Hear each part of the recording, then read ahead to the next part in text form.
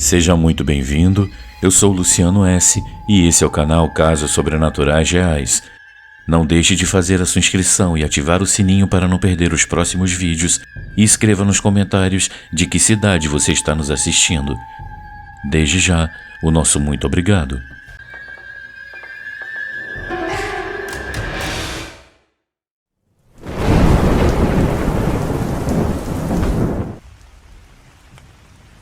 As luzes do cemitério.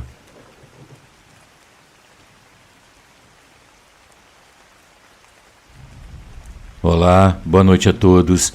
Eu venho hoje compartilhar um relato que aconteceu alguns anos atrás. Todo fim de semana, desde criança, íamos passar os dias no sítio do meu falecido avô. Ele sempre contava histórias aterrorizantes e verídicas sobre o que acontecia por lá, e eu e a minha prima adorávamos ouvir.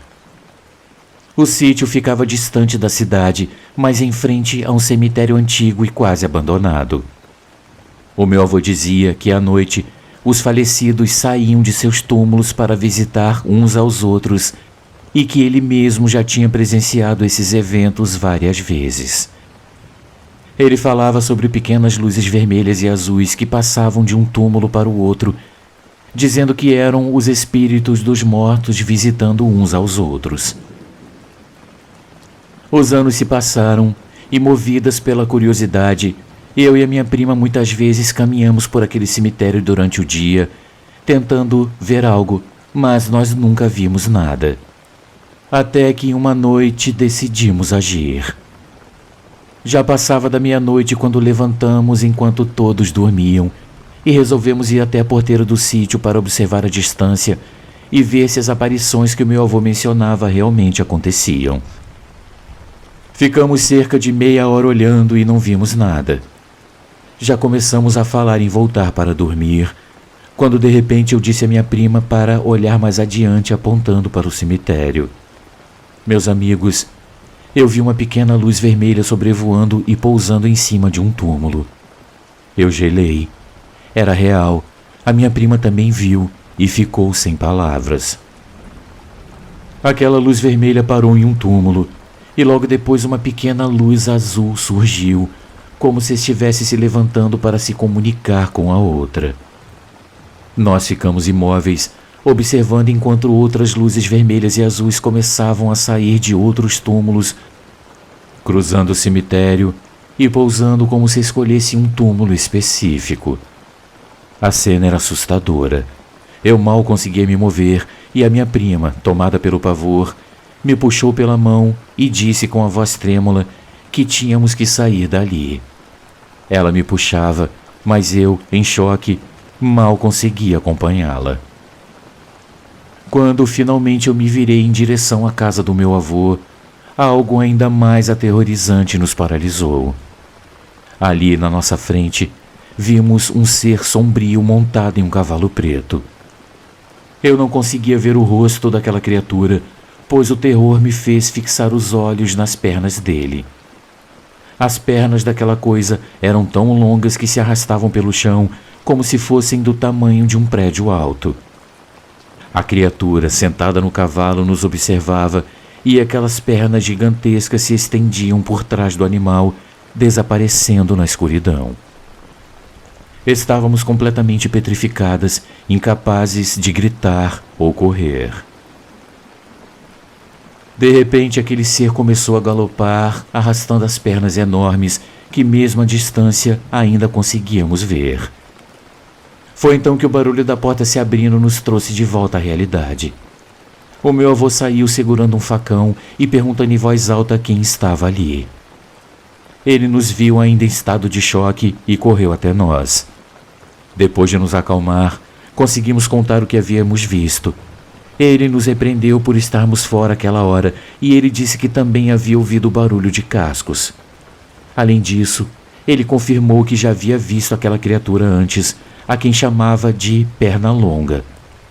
Ele nos advertiu a nunca mais sairmos à noite, pois muitas coisas estranhas apareciam por ali e nem ele sabia o que eram. No dia seguinte, o meu avô contou que já havia visto aquele ser várias vezes pela janela e que as pernas dele eram realmente enormes, se arrastando pelo chão por uma longa distância. Eu e minha prima jamais esquecemos aquela noite, e depois disso passamos a ir menos ao sítio, traumatizadas pelo que presenciamos. Esse foi o meu relato. Eu agradeço a todos por ouvirem e eu deixo um grande abraço a todos. E eu garanto a vocês, esse relato é totalmente real e me assombra até hoje.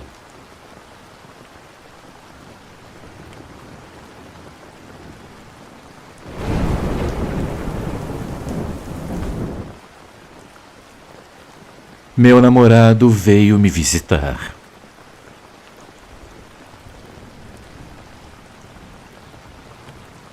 Boa noite, Luciano. Boa noite, amigos do canal.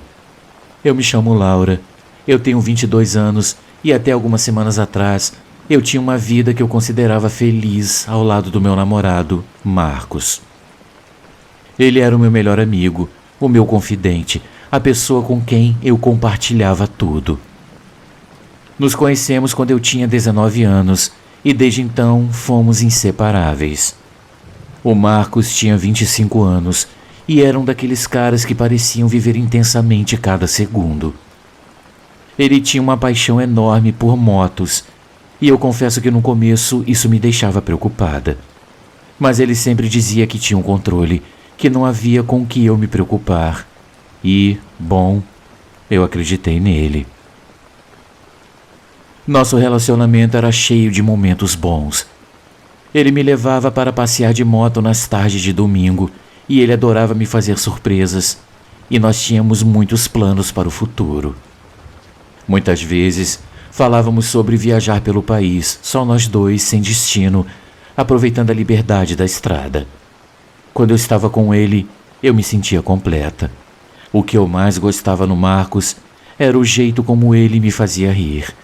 Ele tinha um senso de humor único e ele conseguia transformar até os dias mais difíceis em momentos leves. Mas essa vida perfeita que eu imaginava teve um fim abrupto. Um acidente de moto levou o Marcos de mim. Ele estava voltando do trabalho à noite como fazia todos os dias, mas naquele dia algo deu errado. Eu me lembro do telefone tocando e do choque ao ouvir a notícia. A dor de perder alguém que amamos é difícil de explicar. É um vazio, é uma sensação de que uma parte de você foi arrancada. Os dias após o acidente foram como um borrão. O enterro, as pessoas oferecendo condolências e eu lá tentando entender como a minha vida tinha mudado de uma forma tão brutal. Marcos, o homem que eu amava, estava enterrado e tudo que me restava eram apenas as lembranças. Eu nunca imaginei que ele pudesse voltar, que de algum jeito ele não tivesse ido embora completamente. E foi assim que a minha história com ele continuou, mas de uma forma que eu nunca imaginei. Luciano, o enterro do Marcos foi muito difícil. Eu não conseguia acreditar que ele realmente tinha me deixado. Estávamos juntos há 2 anos e ele sempre parecia tão cheio de vida. Ver o caixão descer à terra parecia um pesadelo. Eu me sentia vazia. Eu voltei para casa sentindo um buraco no peito, sem saber o que fazer com o silêncio que ficou. Mas naquela mesma noite algo estranho aconteceu. Eu fui dormir exausta, mas no meio da noite eu senti um perfume familiar no meu quarto. Era o perfume dele. Eu abri os olhos e por um momento eu achei que ele estava ali, mas eu não vi nada. O cheiro ficou no ar por alguns minutos antes de desaparecer completamente. Na noite seguinte, eu ouvi um barulho do lado de fora. Era o som do motor da moto dele. Aquele ronco inconfundível que eu sempre reconhecia de longe.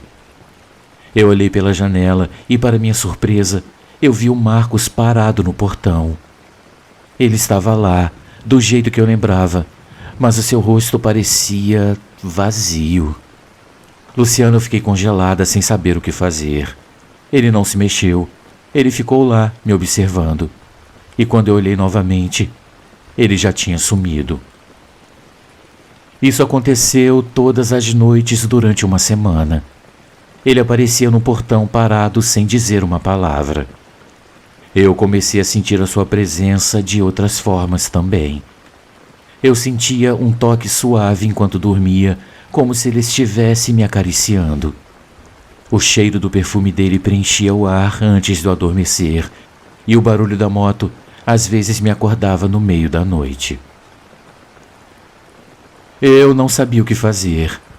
Apesar de sentir a falta dele, eu comecei a ficar com muito medo.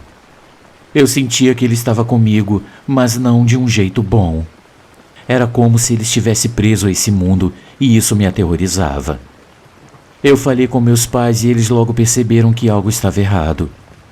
A minha mãe sugeriu que chamássemos um padre. Eu relutei no início porque parte de mim não queria que o Marcos fosse embora de verdade. Mas eu sabia que aquilo não estava certo. O padre então veio à nossa casa e fez uma pequena cerimônia. Ele rezou, abençoou o lugar e pediu que o espírito do Marcos seguisse em paz. Eu estava no meu quarto, observando tudo, quando eu senti o perfume dele pela última vez. Um frio percorreu meu corpo e então tudo ficou quieto. O padre terminou a oração e disse que eu podia ficar mais tranquila. Realmente, desde aquela noite, o Marcos nunca mais apareceu. O barulho da moto sumiu e o cheiro do perfume também. Tudo voltou ao normal, mas uma sensação de vazio ficou comigo. Eu demorei a entender que eu estava tentando me apegar a algo que não pertencia mais a esse mundo. Meus amigos, eu aprendi que é perigoso nos apegarmos a uma realidade que não é mais a nossa. O Marcos se foi e eu precisava aceitar isso, guardar as lembranças boas, mas seguir em frente. Agora eu sei que ele está em paz e eu também tento encontrar a minha. Muito obrigado a todos que ouviram a minha história e um grande abraço.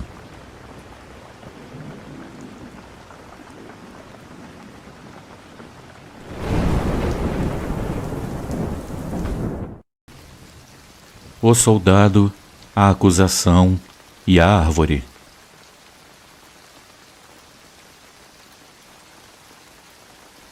Olá, Luciane e amigos. A história que eu vou narrar realmente aconteceu, embora eu não a tenha presenciado.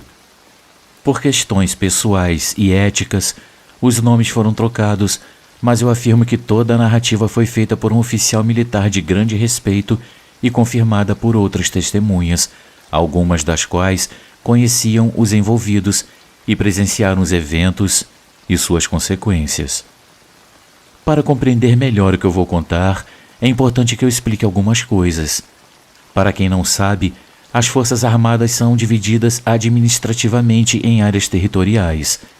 No Nordeste, com exceção da Marinha, cujo salva-mar fica em Natal, Rio Grande do Norte, todo o comando do Exército quanto da Aeronáutica estão localizadas no estado de Pernambuco, onde ocorreu o caso. O ano era 2006 e eu morava na cidade de Recife, onde trabalhava em uma agência de um banco conhecido por atender principalmente militares. A agência mantinha postos de abastecimento avançado nos principais quartéis, principalmente do Exército e da Aeronáutica, para atender os militares de forma mais eficaz. De vez em quando, eu trabalhava no posto da 7ª Região Militar, onde estava o general de divisão do Exército e onde havia uma árvore notável por sua beleza. Eu nunca vi essa árvore, mas ela é mencionada para que vocês entendam a sua importância na história. Frequentemente, meu turno se estendia das 8 ou 9 da noite para lidar com as demandas do posto e da agência principal, embora ocasionalmente tanto eu quanto os meus colegas fôssemos acusados de fazer horas extras de propósito. Foi durante um desses momentos que um oficial respeitado me contou algo chocante que exigiu a intervenção do próprio general. Era noite quando o oficial em questão entrou na pequena sala onde ficavam os caixas automáticos, separados do interior do posto por uma estrutura de madeira e vidro. Quem usava os caixas automáticos podia ser visto e era possível observar se alguém estava no interior da unidade. Vendo-me trabalhando, o oficial acenou e perguntou por que eu ainda não tinha ido embora. Eu me levantei, abri a porta e o convidei a sentar-se para ganhar tempo, já que precisava de sua assinatura e alguns documentos. Ele explicou que naquele dia ele havia se reunido com outros oficiais para discutir suas crenças religiosas, pois era comum que grupos de militares reservassem um dia específico da semana para atividades desse tipo. Eu não me recordo de como chegamos ao momento em que ele compartilhou a história, mas eu tentarei reproduzi-la da maneira mais precisa possível. Se eu desviar de algum detalhe conhecido por outros, eu peço desculpas, e para facilitar a compreensão, eu usarei nomes fictícios para os envolvidos. Havia ocorrido um furto no quartel, e o soldado Santos foi acusado. Embora ele negasse o ato e houvesse testemunhas a seu favor, ele foi preso e duramente perseguido pelo sargento Silva e pelo major Mendes. Sabia-se que o soldado Dias, protegido do sargento e do major, estava no local do furto, mas ninguém queria se envolver. Durante o tempo em que esteve preso, Santos continuou alegando sua inocência e prometeu não descansar até que os verdadeiros culpados fossem punidos. No entanto, em um ato de desespero, ele se enforcou em uma árvore. Seu corpo só foi encontrado horas depois sem vida por colegas que faziam a ronda noturna. Uma carta foi encontrada no dormitório onde Santos reafirmava sua inocência e pedia perdão à sua mãe. Mas o que mais chamou a atenção foi a promessa de não descansar até que os verdadeiros culpados fossem punidos. Tempos depois, eventos estranhos começaram a ocorrer no quartel. Muitos militares relataram ter visto o corpo de Santos pendurado na árvore. Muitos evitavam passar pelo local quando eram escalados para o serviço noturno, apesar do risco de punição. A situação ficou tão intensa que, a contragosto, o general ordenou que a árvore fosse cortada na esperança de encerrar o problema. Fora isso, as vidas do soldado Dias, do sargento Silva e do major Mendes sofreram reviravoltas e seus comportamentos não eram mais os mesmos, segundo relatos daqueles que lhes eram próximos. Tanto o sargento quanto o major foram transferidos, mas o oficial não soube dizer para que cidades e nem se eles estavam bem, assim como não sabia o destino do soldado Dias. Luciano e amigos, durante meu tempo naquele quartel, eu pude ouvir a mesma história de várias bocas diferentes. E eu posso garantir a vocês que, além das narrativas serem muito parecidas, todos, isso mesmo, todos afirmam que Santos era um bom rapaz e que jamais furtaria algo, diferente de Dias, já conhecido por suas ações, mas que agia por ter quem o protegesse naquele ambiente. Atualmente eu levo uma vida pacata, não trabalho mais em banco, não mantenho qualquer contato com quem conheci e convivi naquele período e vivo muito longe do Recife e de qualquer quartel. Obrigada a todos por ouvir o meu relato.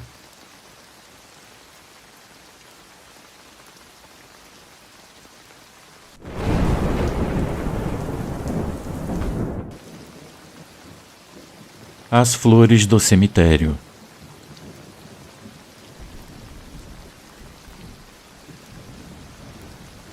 Olá, Luciano e amigos do canal. A história que eu vou narrar aconteceu com a minha irmã e uma amiga. Desde já, eu asseguro a veracidade dos fatos e dos problemas que afetaram as pessoas envolvidas. A história se passa nos anos 2000, quando minha irmã e eu passamos em vestibulares diferentes. Ela optou por permanecer em Recife, enquanto eu escolhi me mudar para outro estado. Mais adiante, se me permitirem, eu compartilharei a minha triste experiência. Luciano, é comum que estudantes aluguem apartamentos para reduzir despesas e ter mais privacidade, e com a minha irmã não foi diferente. Ela e uma colega, que chamarei de Sandra, alugaram um pequeno imóvel. Na época, Sandra confeccionava cestas de café da manhã para ajudar nas despesas, e a minha irmã, quando tinha tempo livre, a auxiliava na confecção e entrega das encomendas, que eram frequentes, especialmente em datas comemorativas. O Dia das Mães daquele ano não foi exceção. O número de encomendas foi tão grande que esgotou não apenas o estoque guardado no apartamento, mas também o de muitos fornecedores de Sandra. Luciano, era noite de sábado quando as duas terminaram de entregar as cestas de café da manhã e Sandra percebeu que ainda não havia comprado o presente para sua mãe. Segundo a minha irmã, após vasculhar em shoppings, floriculturas e galerias, Sandra não encontrou nada que agradasse à mãe, já que certos presentes eram proibidos devido às crenças religiosas de sua mãe, que era evangélica. Angustiada, Sandra decidiu ir até o cemitério de Santo Amaro na esperança de conseguir algumas flores com os vendedores que comercializavam coroas fúnebres nas proximidades. No entanto, surpreendentemente, as únicas flores que restavam eram as normalmente usadas em rituais fúnebres. Para entender melhor a ideia de Sandra, é preciso dizer que o cemitério de Santo Amaro é o maior cemitério público de Recife, localizado no centro da cidade, aberto 24 horas e onde estão sepultadas importantes figuras da história nacional.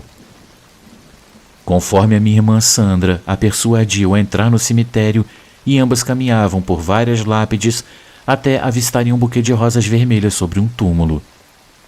Sandra pegou o buquê e, a partir dali, seguiu para a cidade onde seus pais moravam para presentear sua mãe. Em resumo, a vida delas começou a dar para trás. Pesadelos perturbadores eram frequentes com a presença de uma figura horripilante. Uma sensação constante de algo ruim as observando, e o ambiente do imóvel deixou de ser agradável. Os negócios de Sandra declinaram e ambas adoeceram inexplicavelmente. Um dia, para o completo terror da minha irmã, a figura dos pesadelos se materializou e exigiu que elas devolvessem o que haviam tirado para presentear outra mulher. Devido a questões religiosas, Sandra não podia recorrer à família. Desesperada, minha irmã telefonou para nossa mãe e contou o que ela e a amiga haviam feito. Ela foi aconselhada a devolver imediatamente o que haviam tirado com Sandra, a pedir desculpas e a rezar uma missa pedindo luz para aquela mulher. Somente depois de cumprir todas as orientações é que as coisas começaram a voltar ao normal. Minha irmã eventualmente deixou o apartamento e, com o tempo, ela e Sandra perderam contato e hoje em dia não se falam mais. Minha irmã se formou, casou-se e agora vive longe de Recife e de tudo que a lembre do fatídico Dia das Mães de décadas atrás. Um grande abraço a todos vocês.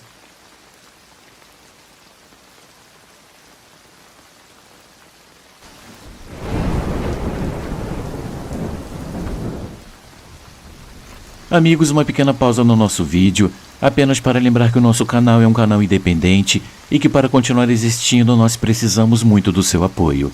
Existem muitas formas de você ajudar o canal. Uma delas é contribuindo com qualquer quantia utilizando a chave Pix que está aparecendo na sua tela. Outra é se tornando membro contribuindo com apenas R$ 7,99 por mês clicando no link Seja Membro. Você também pode nos ajudar sempre curtindo, comentando e compartilhando nossos vídeos, pois dessa forma a plataforma vai ampliar o alcance do nosso canal e ele será cada dia mais conhecido. Desde já, a gente agradece e agora vamos continuar com o vídeo.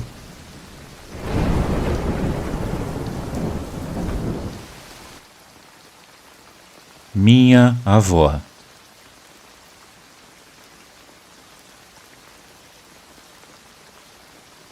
Olá, Luciane e amigos. Eu conheci o seu canal há alguns meses e desde então eu tenho acompanhado os relatos enviados pelos ouvintes. Por razões pessoais e em respeito aos demais envolvidos na história que eu vou compartilhar, eu vou manter o anonimato. Eu sou de uma família bastante tradicional. Desde pequenos, fomos ensinados a não fazer nada que pudesse envergonhar nossas origens. Relacionamentos, religiosidade e comportamento, tudo deveria estar de acordo com as regras. Assuntos sobrenaturais eram vistos como pecado e deveriam ser evitados. No entanto, eu, minha irmã, meus avós e 2 tios sempre soubemos que não dá para ser cético quando o sobrenatural nos cerca o tempo todo. A casa em que minha mãe cresceu era muito grande e, segundo ela, coisas estranhas aconteciam o tempo todo. Não era raro ver vultos passando pelos corredores e ouvir estrondos de pratos quebrados na cozinha, até mesmo pelos vizinhos. No entanto, o mais incrível era que quando íamos verificar o que tinha acontecido, os pratos estavam todos lá, intactos. Em outra ocasião, minha avó estava deitada em sua cama quando, do nada, um pé de galinha caiu sobre ela. Pouco antes da morte do meu avô, a minha avó, que havia viajado para visitar a irmã, estava deitada quando sentiu uma forte picada nas costas. Com um grito, seus sobrinhos correram para saber o que tinha acontecido e viram uma enorme marca vermelha em suas costas. O desespero foi tamanho que retiraram tudo do quarto, procuraram o que poderia ter feito aquilo, mas nada encontraram. Horas depois, minha avó estava a caminho de casa para o sepultamento do meu avô, que havia sido assassinado. O mais incrível em tudo isso é que aquela marca jamais desapareceu de suas costas.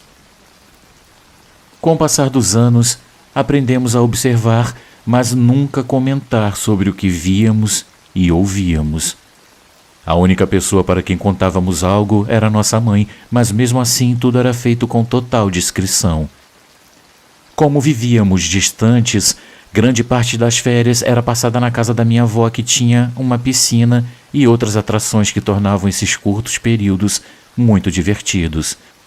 Contudo, foi justamente durante essas visitas que eu percebi que todas as vezes que um familiar estava prestes a desencarnar, um vulto feminino aparecia um dia antes, sempre de madrugada, para depois ser expulso por minha avó. Como eu tinha um sono leve e costumava dormir na mesma cama que ela ou no quarto vizinho, eu a ouvia expulsando a intrusa. Dias antes de sua morte, eu senti uma necessidade desesperadora de vê-la. Eu consegui convencer meus colegas da faculdade a adiantar as provas e viajei imediatamente. Quando eu cheguei, minha mãe, que também era universitária e morava em outro estado, havia tido a mesma sensação e feito a mesma coisa.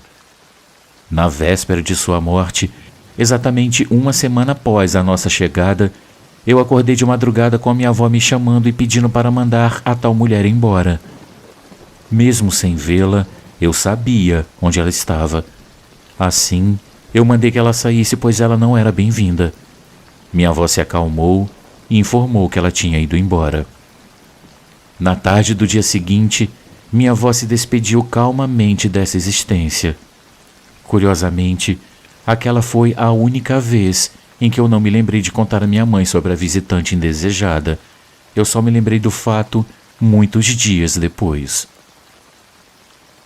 De volta à cidade universitária onde eu morava, eu estava em um novo estágio quando uma senhora de aparência sofrida veio falar comigo.